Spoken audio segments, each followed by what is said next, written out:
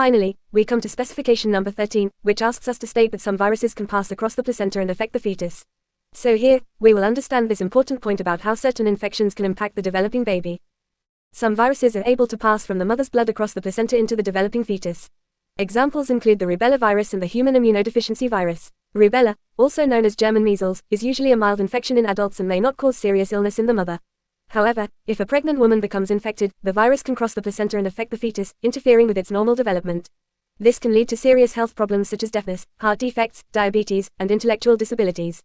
Similarly, HIV can also pass across the placenta and infect the fetus during pregnancy. This virus attacks the immune system, and if the baby becomes infected, it can weaken its ability to fight diseases and may become life-threatening if not properly managed. The exchange of substances between the blood of the embryo and the mother takes place in the placenta, where fetal blood vessels and maternal blood come into close contact without directly mixing. This arrangement allows the transfer of gases, nutrients, and waste products through processes such as diffusion and active transport. Deoxygenated blood from the embryo travels through the arteries of the umbilical cord into the capillaries within the placenta. Here, carbon dioxide and urea from the fetal blood pass out into the surrounding maternal blood in the blood spaces of the uterus. At the same time, oxygen and nutrients, such as glucose, amino acids, and vitamins, move from the maternal blood into the fetal capillaries. The now oxygen-rich blood returns to the embryo via the vein in the umbilical cord. Key components of this exchange system include the placenta, which acts as a temporary organ connecting the mother and fetus while preventing direct blood mixing, the blood spaces in the uterus, also called intervillous spaces, where maternal blood bathes the fetal villi, and the capillary network within the placenta, which is the functional site of exchange.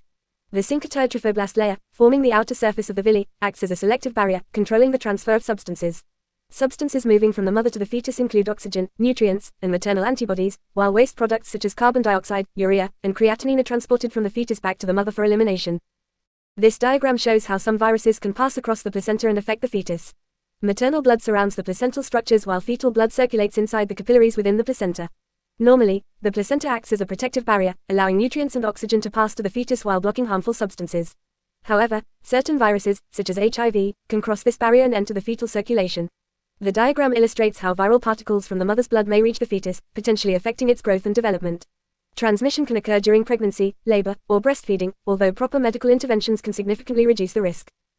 This brings us to the end of Unit 16.4, Sexual Reproduction in Humans, which also marks the completion of Chapter 16, Development of Organisms and Continuity of Life. I hope you found these lessons and videos helpful and useful for your understanding. Do not forget to check the link provided below for the topical notes, which will further support your revision. Stay tuned for more educational videos. Thank you for watching, and I will see you in the next one.